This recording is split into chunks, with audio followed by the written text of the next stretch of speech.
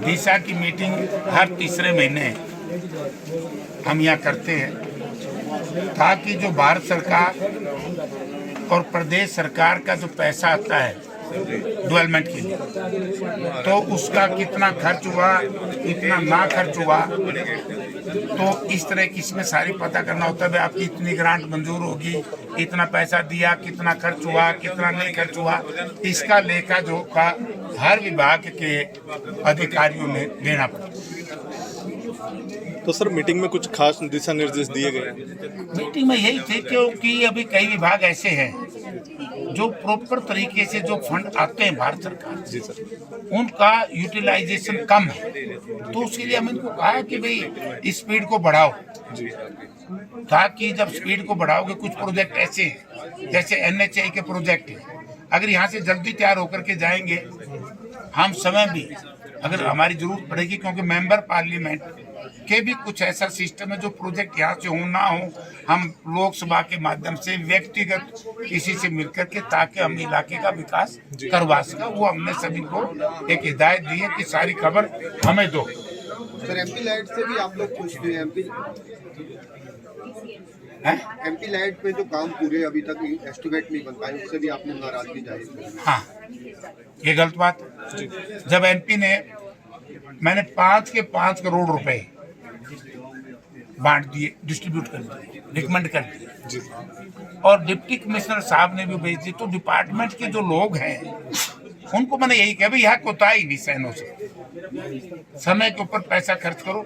अगर आपके पास पैसा खर्च में कोई दिक्कत है तो आप अपने डिप्टी कमिश्नर को या अपने जिस डिपार्टमेंट का उनको हेड को, क्योंकि उत्तरदायी तो हर डिपार्टमेंट MP लेड का, डी प्लान का, नरेगा का, तो डिप्टी कमिश्नर ही है, डिप्टी कमिश्नर को रिपोर्ट करे। सर हिसार से एयरपोर्ट शुरू हो गए, आपका नाम भी था उसके अंदर उद्घाटन समारोह में, मगर आप नहीं गए। अयोध्या कब जाएंगे? ठीक बोलो, आप ठीक नहीं बोल रहे जी। क्या शुरू हुआ है?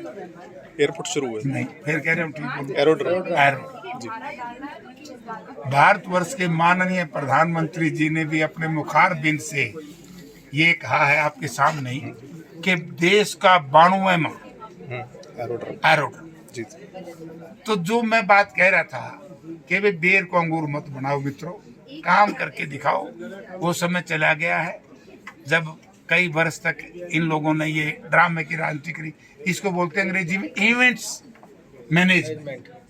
ये इवेंट्स मैनेजमेंट नहीं होनी चाहिए, रचनात्मक काम, पॉजिटिव वर्क करके दिखाओ। मैं स्वागत करता हूँ। और आपने भी एयरपोर्ट का दौरा करना था, तो आज का दिन आप लोग आज मैं ये मीटिंग आ गई थी ना, तो ये अभी टाइम और भी लेगी तो करूँगा। और तो एरोड्रोम का चेयरमैन तो लोकल MP होता है जी।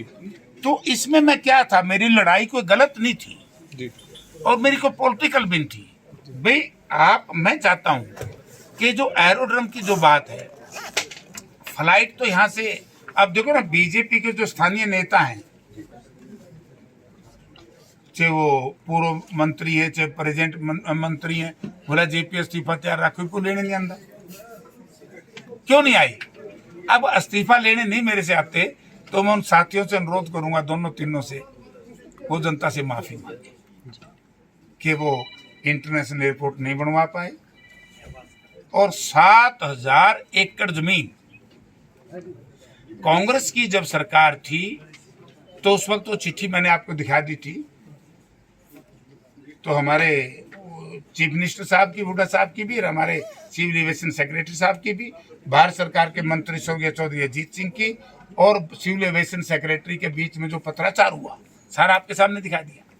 300 एकड़ जमीन देनी थी। अब इस पर आप भी विचार करो, आप यहाँ के नागरिक भी, और आपके चैनलों के माध्यम से, पूरी अखबार के माध्यम से, प्रिंट और इलेक्ट्रॉनिक मीडिया के माध्यम से जनता से भी निवेदन करूंगा कि मैं कोई व्यक्तिगत नहीं लड़ रहा, मैं प्रदेश के लिए लड़ रहा हूँ, हिसार के इलाके के लिए लड़ रहा हूँ। क्योंकि जब 300 एकड़ में वो था डोमेस्टिक एयरपोर्ट जो 2013 में मंजूर हुआ था, डोमेस्टिक 300 एकड़ में, आज 7300 एकड़ में या 7200 समथिंग, 7200 में, अगर आप ये 7000 एकड़ की जमीन की कीमत लगाओ तो मेरे ख्याल में 100 लाख करोड़ 140 लाख करोड़ रुपए की जमीन हमने एयरपोर्ट अथॉरिटी ऑफ इंडिया के सुपुर्द की। और ये देश संभावनाओं पे चलता है, प्रजातंत्र संभावना का खेल है, और हमें संभावना है कि हमारे ये लाखों लाख करोड़ रुपए की संपत्ति कहीं अपने किसी मित्र को ना दे दे, ड्रामा करके।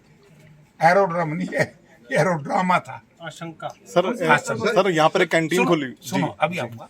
आशंका, अगर यही मोल भाव उत्तर भारत का सबसे बड़ा बीड़ अगर कहीं कोई है उत्तर भारत, हमारे हिसार में, और ये हिसार का दिल है, हिसार का हृदय है। आप भी देखते बेशकीमती जगह, और इस जगह में मैं बीजेपी को क्यों कहता हूं माफी मांगो, क्योंकि स्वार्थ के तहत शरारत करिए हिसार के साथ। हमारी यूनिवर्सिटी गई यहाँ से लुवास, यहाँ सेक्टर कटना था, बोस्टर जेल शिफ्ट किया गया।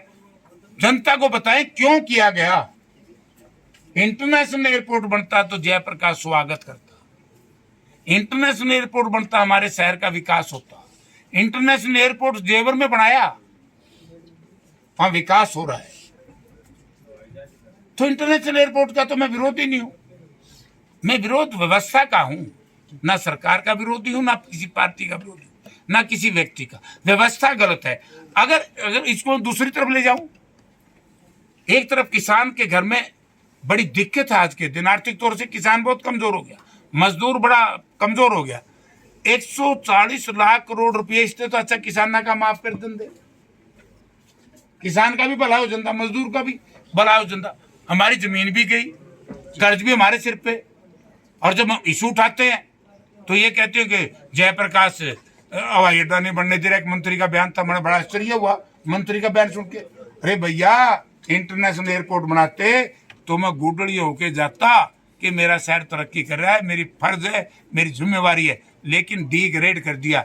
इस तरह की फ्लाइट मुझे 5 दिन पहले बताया स्वर्गीय चौधरी भजनलाल आसुर ने, लेकिन उनके जो साथी मंत्री थे, सिविल एविएशन मिनिस्टर मैं अपना सुरेंद्र मदान, उन्होंने बताया कि जयप्रकाश जी जहाज तो मैं भी लेके आया था 1994-93 में, उस वक्त भी उड़े थे। ये बार बार कहते रहे बीजेपी, इसी को तो इवेंट्स कहते हैं, जहाज उड़ेगा। अरे जहाज तो जिंदर साहब के उड़ते थे, जहाज तो जो मित्र भाई हैं, एक बड़े देश विदेश में पार है राजगढ़ से, उनके भी उड़ते हैं जहाज, तो गोयंका के भी उड़ते हैं जहाज, तो बहुत लोगों पे। लड़ाई जहाज उतरने रुकने चढ़ने की नहीं है, लड़ाई है कि लोगों को इसका लाभ मिलना चाहिए था। अब एक ड्रामा करे, बोला 30,000 एकड़ में फलानी चीज कराएंगे,